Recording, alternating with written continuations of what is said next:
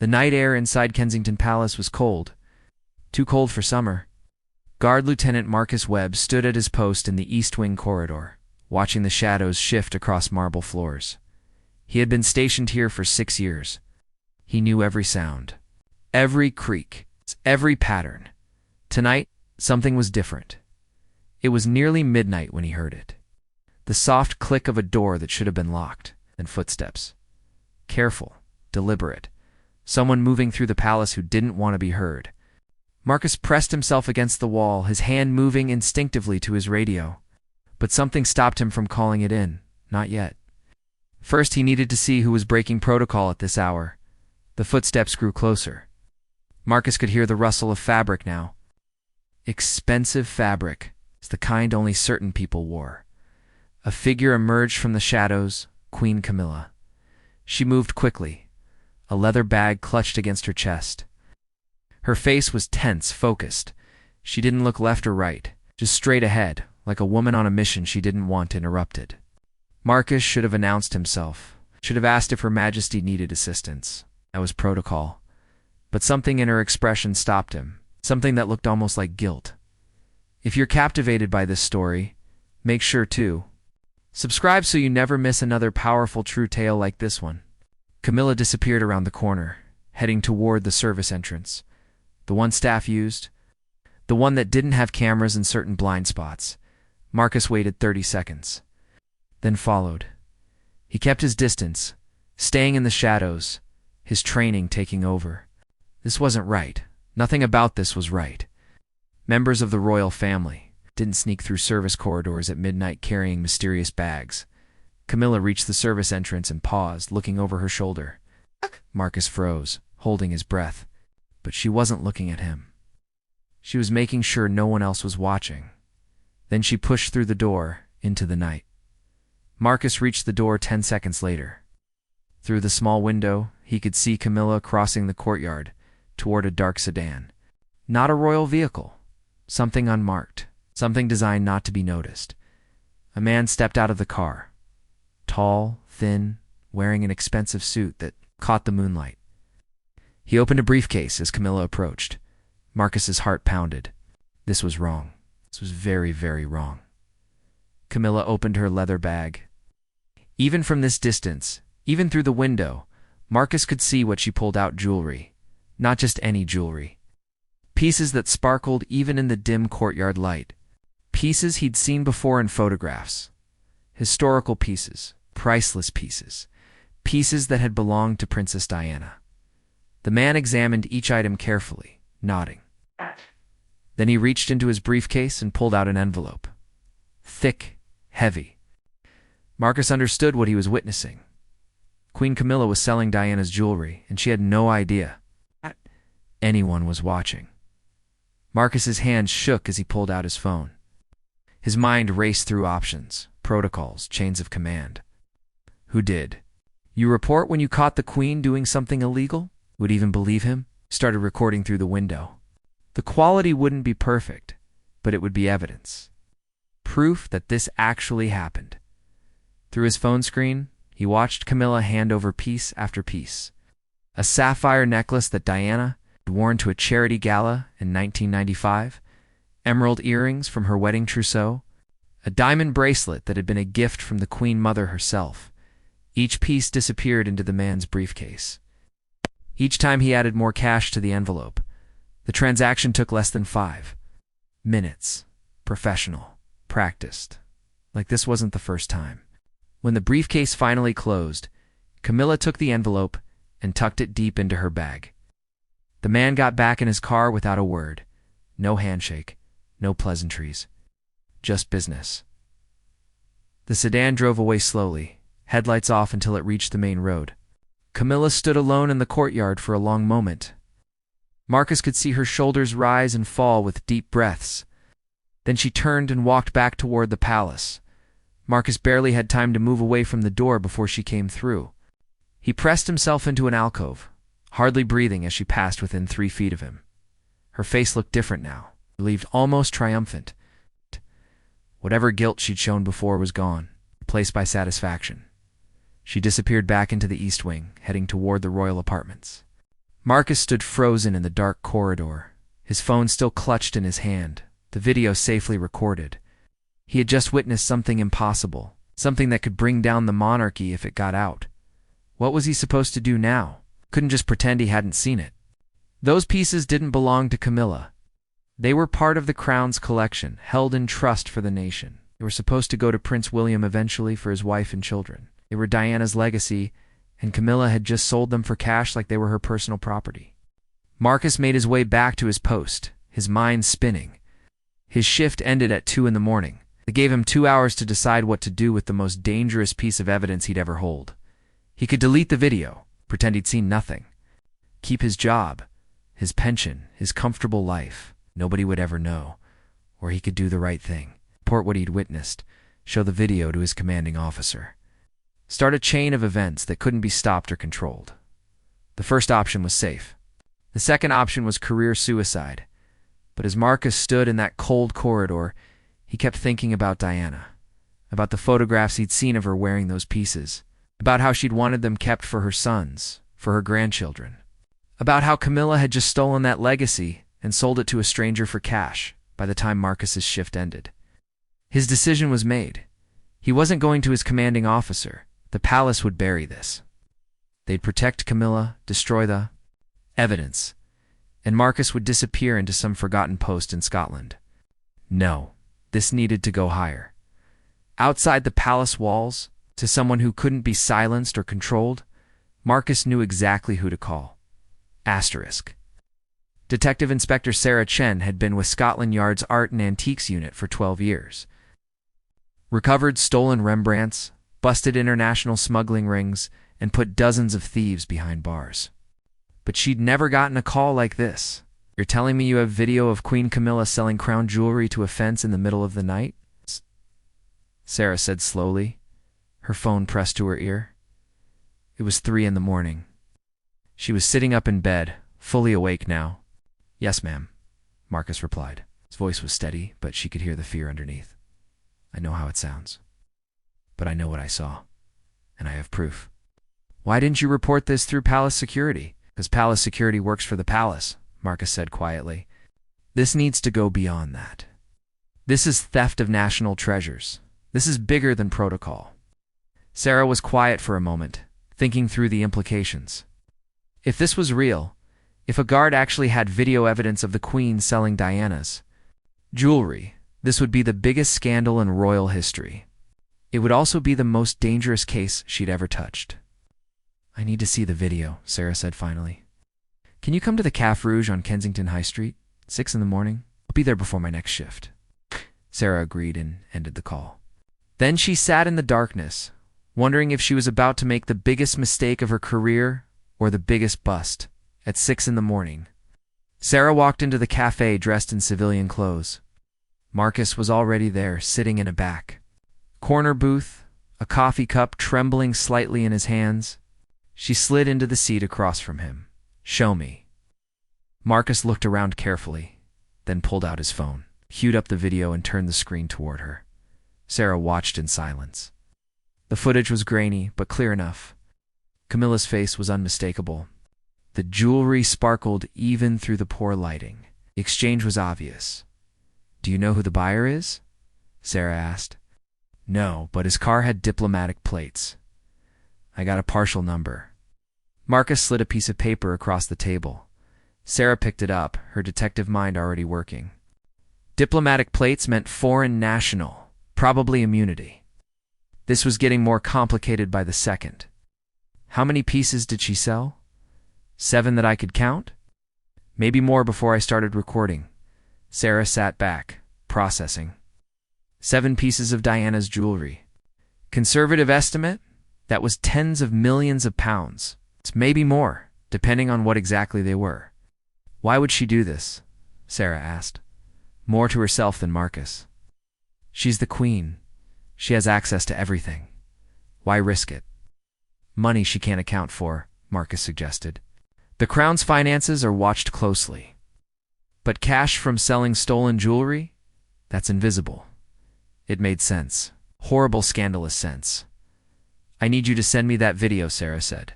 It's encrypted. and I need you to keep your mouth shut while I investigate. Can you do that? Marcus nodded. What happens next?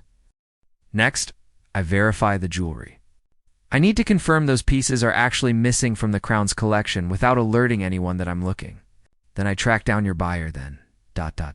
Sarah paused. Then we decide how to move forward without starting a constitutional crisis.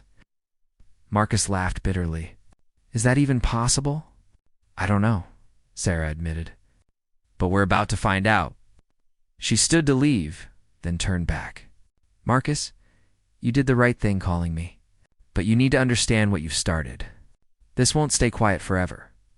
And when it comes out, your life will never be the same. I know, Marcus said quietly, but neither will hers. Sarah spent the next 3 days working carefully, quietly, following threads that couldn't be traced back to her.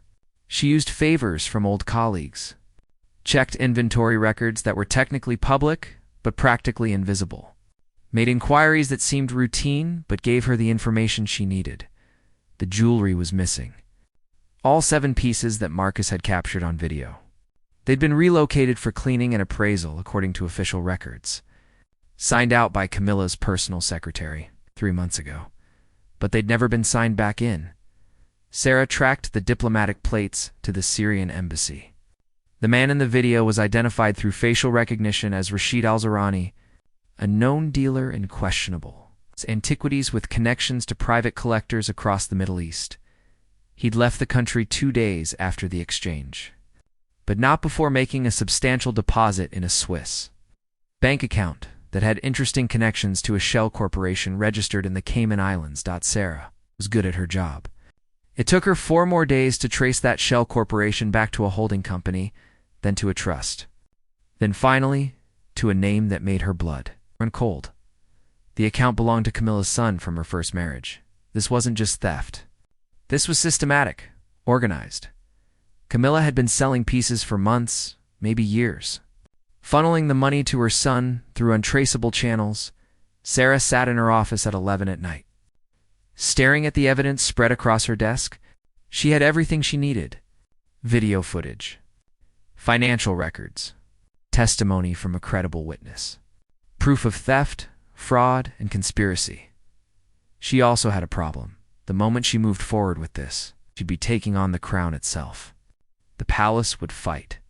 They'd use every resource, every connection, every legal maneuver to shut this down. They'd paint her as ambitious, reckless, politically motivated. They might even be able to make it stick. Sarah's phone rang. Private number. She considered not answering, but something made her pick up. Detective Chen?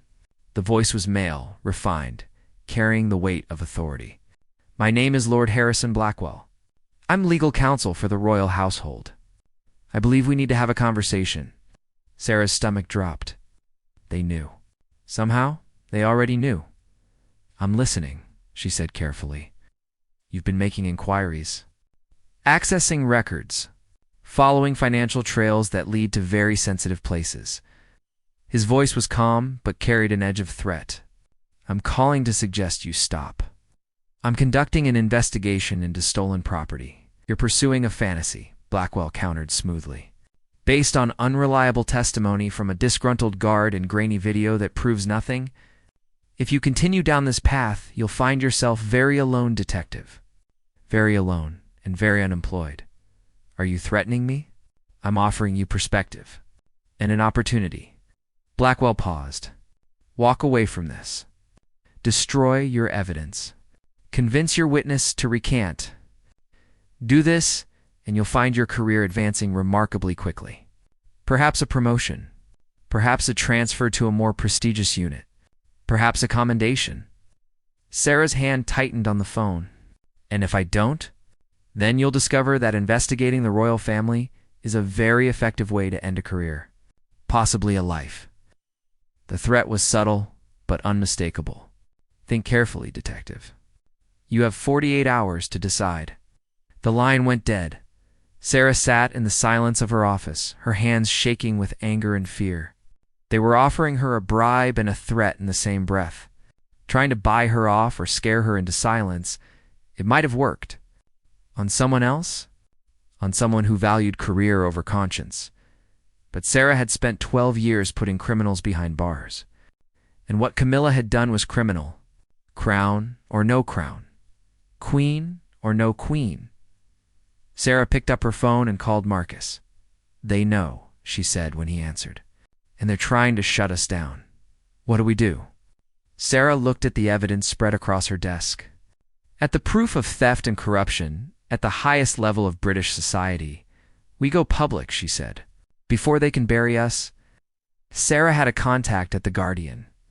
Investigative journalist named Rebecca Cole, who'd built a career on exposing corruption in high places. If anyone would run this story despite the inevitable backlash, it would be her. They met in a park, far from cameras and listening devices. Sarah brought copies of everything: video, financial records, inventory discrepancies, the full picture of Camilla's systematic theft. Rebecca watched the video 3 times, her expression growing darker with each viewing. "This is nuclear," she finally said. "If we run this, the palace will come after us with everything they have." "I know," Sarah replied, "but it's true. All of it. Can you verify the jewelry independently?" "I have contacts at Sotheby's who can identify pieces from photographs. If those really are Diana's pieces, they'll know." Rebecca looked up from the phone. "But Sarah, you understand what you're asking? This will destroy Camilla. It might damage the monarchy itself." "She destroyed her own reputation when she started stealing," Sarah said firmly. "I'm just making sure people know about it." Rebecca nodded slowly. "Give me 3 days. I need to verify everything independently, get legal clearance, talk to experts. If this checks out the way you say it does, we'll run it. Front page. Full investigation." 3 days, Sarah agreed. "But Rebecca, be careful. They're already moving to shut this down. They threatened me last night." "They always threaten," Rebecca said. "The question is whether we let them win." Those 3 days felt like 3 years. Sarah went to work every day, acting normal, doing her regular cases. But she could feel eyes on her constantly. Palace security had contacts everywhere. They were watching, waiting. Marcus called her on the second day, his voice tight with fear. "They've suspended me," he said. "Pending investigation for breach of protocol. They're going through my phone records, my emails, everything. Sarah, they're building a case to discredit me before this goes public. Can you hold on for 24 more hours?" Sarah asked. "I don't have a choice." On the 3rd day, Rebecca called. "It's verified. Every piece. Those are absolutely Diana's jewelry pieces, and they're absolutely missing from the Crown's collection. My legal team has cleared the story. We run it tomorrow morning." That night, Sarah couldn't sleep. She lay in bed, staring at the ceiling, knowing that by this time tomorrow, the world would be different. Camilla would be exposed. The palace would be in crisis. And Sarah's life would never be the same. Her phone rang at 2 a.m. Unknown number. Against her better judgment, she answered, "Detective Chen." It was a woman's voice this time. Older, cultured, familiar. "This is Queen Camilla. I believe we need to speak face to face." Sarah sat up in bed, her heart pounding. "Your Majesty? I know about the story. I know it runs tomorrow. I'm asking you, woman to woman, to please reconsider." Camilla's voice was controlled, but Sarah could hear the desperation underneath. "This will hurt so many people. The family, the institution, the country. Should have thought about that before you started stealing," Sarah said quietly. "Those pieces were mine by right," Camilla said, her voice hardening. "Diana is dead. I am queen. Those jewels should have come to me. They belonged to the crown. They belonged to Diana's sons. You had no right." Camilla's composure cracked. "Do you know what it's like? Living in that woman's shadow for decades? Having everything compared to her? Watching people worship her memory while treating me like the villain. Those jewels were just sitting in storage, being mourned over like religious relics. I gave them purpose. I gave them value." "You stole them," Sarah said flatly, "and sold them for personal profit. That's not giving them purpose. That's theft." Silence on the line. Then Camilla spoke again, her voice cold now.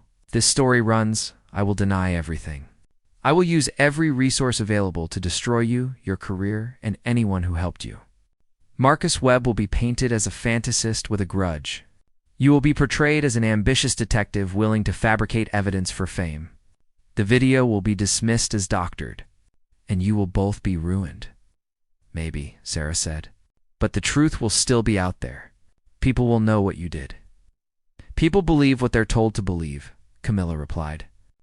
"And I have much louder voices telling my story than you do." She hung up. Sarah sat in the darkness, Camilla's threat echoing in her mind. The Queen was right about one thing. She had power, resources, and the full weight of the establishment behind her. But Sarah had the truth tomorrow morning. The world would have to decide which one mattered more. The Guardian's front page hit at 6 in the morning. Crown jewel scandal. Queen Camilla caught selling Diana's jewelry. The article was devastating. Rebecca had done her job perfectly. Every detail verified. Every claim supported by evidence. The video, enhanced and analyzed by experts, was embedded in the digital edition. Financial records traced the money. Experts confirmed the missing pieces. It was irrefutable by 8 in the morning. Every news outlet in the world was running the story. Social media exploded. The hashtag Camilla Thief trended globally within an hour. The palace released a statement at 9. They called the allegations categorically false and a malicious fabrication by individuals seeking to damage the monarchy. They announced they were taking legal action against the Guardian, Detective Chen, and Marcus Webb. But the evidence was too strong, too clear. The palace's denial only made them look more guilty. By noon, members of parliament were calling for a formal investigation. Diana's former staff members came forward with stories of Camilla's resentment toward Diana's legacy. Security experts analyzed the video and confirmed its authenticity. The tide was turning, not toward Camilla. Against her, Sarah sat in her apartment, watching the news coverage, her phone ringing constantly with interview requests. Scotland Yard had placed her on administrative leave pending review, but she'd expected that. Marcus had texted her that he was safe, hidden away with family, protected from the media storm. They'd done it. They'd exposed the truth. Now they had to wait and see what happened next. At 4 in the afternoon, the palace announced an emergency statement. The entire country stopped to watch. King Charles appeared on camera, looking older than his years, tired, heartbroken. "Today, I address the nation with profound sadness," he began, his voice heavy. "Following a thorough internal investigation, I can confirm that jewelry pieces belonging to the late Princess Diana were removed from Crown custody without proper authorization." Admissions sent shockwaves through the viewing. Public Charles continued. "This breach of trust is unacceptable, regardless of who committed it. After careful consideration and consultation with my advisors, I have made a decision." He paused, gathering himself.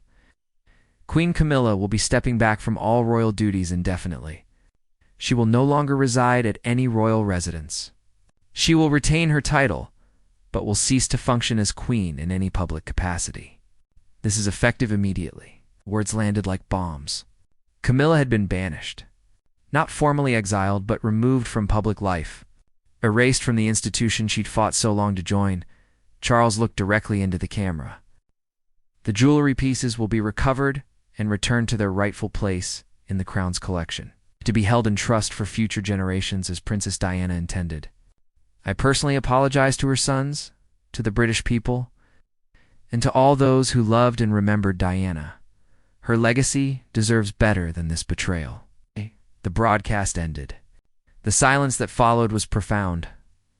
Sarah turned off her television and sat in the quiet of her apartment. She'd brought down a queen, changed the course of history, exposed corruption at the highest level. But as she sat there, she didn't feel triumphant. She just felt tired, sad, like she'd watched something beautiful and fragile shatter. Even though it needed to break, her phone buzzed. A text from an unknown number. "Thank you. From those of us who loved her, Thank you for protecting her memory. No signature. But Sarah knew who it was from. Someone close to Diana. Someone who'd watched Camilla steal and sell pieces of their friend's legacy. Someone grateful that finally justice had been served. A week later, Ray was quietly reinstated at Scotland Yard with a commendation for integrity and courage. Marcus was offered his job back but declined, choosing instead to write a book about duty, conscience, and the price of telling truth to power. Camilla disappeared from public view. Rumors said she'd moved to a private estate in the countryside, living in isolation, stripped of the crown she'd coveted for so long. The jewelry was recovered. Most of it anyway. 3 pieces were never found, lost forever to private collections in distant countries. But the rest was returned and placed on public display at Kensington Palace. In an exhibit dedicated to Diana's memory, people lined up for hours to see them, to stand before the sapphires and emeralds and diamonds, to remember a princess who'd been gone for decades but still lived in their hearts, and somewhere in that crowd. On a cold autumn morning, Sarah stood looking at a diamond bracelet behind protective glass. The same bracelet she'd watched Camilla sell in a midnight transaction caught on grainy video. She would have wanted them here, a voice said beside her. Sarah turned to see an elderly woman, tears streaming down her face, where people could see them, where they meant something. Yes, Sarah agreed softly. She would have. The woman moved on, and Sarah remained, thinking about duty and conscience and the cost of doing what's right. She'd lost her anonymity, her comfortable life, her certainty about the future, but she'd saved Diana's legacy from being sold piece by piece into darkness. And standing there, watching people honor a memory that Camilla had tried to destroy, Sarah knew she'd make the same choice again, every single time, because some things matter more than safety, more than comfort, more than protecting powerful people from the consequences of their actions. Things like truth, like justice, like making sure that love and memory aren't betrayed for profit. Those things were worth fighting for, even when fighting meant standing alone against a queen.